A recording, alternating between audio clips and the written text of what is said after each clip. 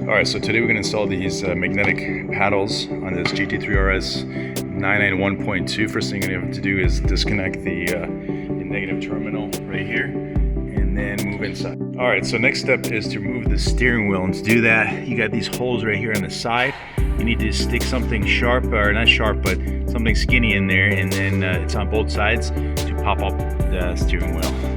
Alright, so it popped out. It was a little bit tricky, but we used these tools right here, so you might need two if you might get extra help.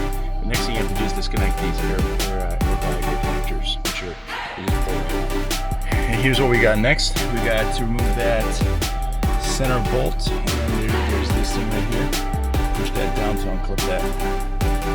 Alright, and that's the steering wheel off after the bolt is removed, and we have to take these things off. Took off this cover right here. There's 3 of these screws using it's a T20. So it's a T20. You remove those screws, now you have access to the paddles. And now we're going to remove the paddles. So before you can pull out the paddles, after removing the bolts, you have these connectors here. You have to pull them out. So you got the connectors on both sides. Pull them out carefully. We're going to go ahead and pop the new one in. It's the old side. There's the new side. It just slides right in. Those 2 little bumps in there just go right in. Okay, to get this in there, you gotta take this piece off, otherwise you won't be able to get in there.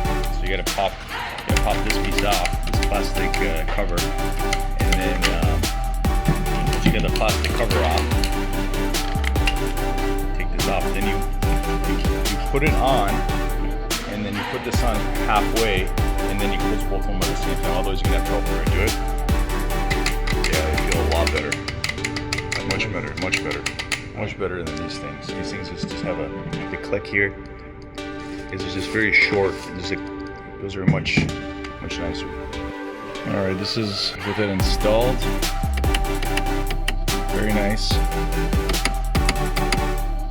Very mechanical.